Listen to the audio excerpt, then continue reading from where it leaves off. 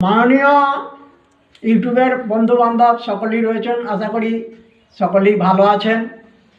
আমি আজকে আপনাদের সামনে এই গীতার বিষয় নিয়ে একটু আলোচনা করছি, মনোযোগ সহকারে শ্রবণ করবেন। দেখুন, গীতা তো হচ্ছে হিন্দুদের পবিত্র ধর্মগ্রন্থ, এবং গীতাটা কেন পবিত্র ধর্মগ্রন্থ? এটা হচ্ছে ভগবানের মুখনিসৃত বাণী, স্বয়ং ভগবানের মুখ থেকে নির্গত হয়েছে এই ধর্মের বাণী। তার জন্যে আমাদের হিন্দুদের ঘরে বা হিন্দুদের কাছে, প্রত্যেকটি মানুষের কাছে এটি অতি আদরণীয় এবং খুবই গুরুত্বপূর্ণ বিষয়।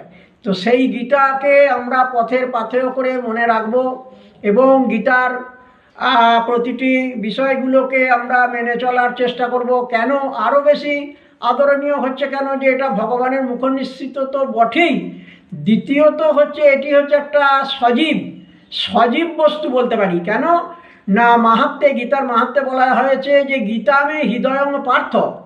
ভগবান অর্জুনকে বলছেন গীতা হচ্ছে আমার হৃদয়। অতএব গীতা যদি হৃদয় হয়, ভগবানের হৃদয় হয়, তাহলে তো সেটা হচ্ছে একটা সজীব বস্তু।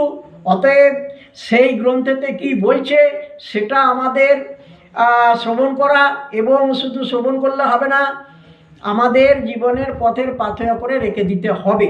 সেই জন্যেই গীতা এত আমাদের আদরণীয়। গীতা সম্বন্ধে আমি পরপর আপনাদের সমস্ত ভিডিও পাঠাতে থাকব। আজকে আমি এই পর্যন্তই বললাম। আসলে নিশ্চয়ই মনে রাখবেন এবং আমার এই ভিডিওগুলোতে একটু দয়া করে আপনারা শ্রবণ করবেন এবং লাইক, কমেন্ট, শেয়ার করবেন।